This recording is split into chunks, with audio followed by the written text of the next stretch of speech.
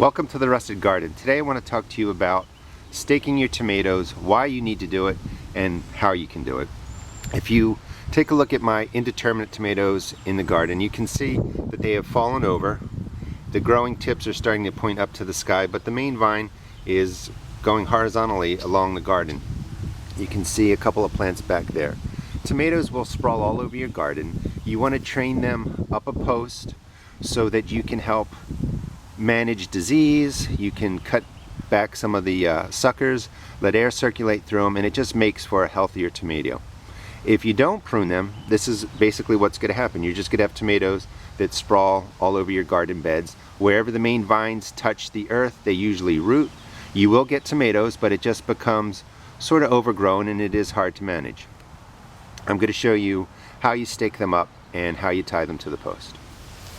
You stake a tomato to manage its growth, and there's a couple ways you can do it. You can use tomato cages. That's great when your tomatoes are starting off, and if you're growing indeterminate tomatoes, usually you have to also put a stake in to secure that tomato cage to it so that the heavy tomato doesn't topple it over.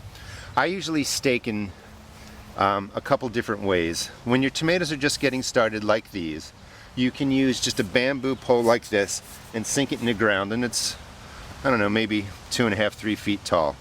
That won't support a fully grown indeterminate tomato, but it's the starting point, and you just gently lift your plant up.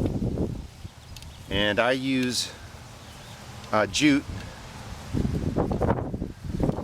a natural fiber string. Some people worry that you can bruise the tomato by using something thin, and they like to use towels or rags that are like 1/2 inch wide and feel that it just more gently ties the tomato to the stake. I find that jute works perfectly fine. What you want to do is just have a gap in there between the tomato and the stake so that the stake can still grow, that there's some room for it to move, and the string, if you do that, won't really rub through and cut into your tomato. You also want to make sure you put enough ties in the tomato so that the weight isn't just on one kind of pressure point. So you put another one up a couple inches higher and tie your tomato off like that. And that's all you need to do to start training your tomato. See if I can get this.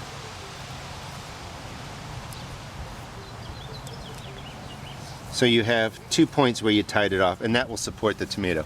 Now these tomatoes, you might notice, have a lot of suckers in them that I haven't removed. These are my tomatoes, well actually all my garden was hit by a late frost, so I'm just letting these grow a little bit more, and I will prune some of this out. One of the main reason that you stake a tomato is because you want to manage its growth. You don't want the vine sprawling all over the ground where it can pick up diseases from the soil, block other tomatoes out, block other vegetables out, and you just grow it, you know, vertically up a stake. Now this stake, as I said, isn't going to hold this tomato. So what I do is then I get a stronger stake. This one you can't see on camera, but is a little bit taller than the bamboo stake. And what I do is I'll tie the tomato as it grows to both stakes, and I will tie the stakes to each other, and that just provides extra support, especially for the beefsteak varieties. And I just make sure you don't smash the tip. I just take the stakes and put them together, tie them off. Now they support each other, and they can handle heavier tomatoes that way. And then you can kind of go back and forth between what pole you tie the tomato off. Eventually, when the tomato is getting to its full grown stage, I use these stakes that I get from Home Depot. They're 6 foot. I cut them even up to 8 feet. They're a little more flimsy, but they've got the height to manage a tall tomato, and that would also get secured to here. But now I have the extra height to grow the top of the tomato, and this is really secure, and it keeps the tomato. So my tomato stakes get tied off at 2 points. The smaller stakes get tied together right there, then they get tied off to a bigger stake, and you can see that it goes up there quite a distance. That's for the entire growth of the tomato.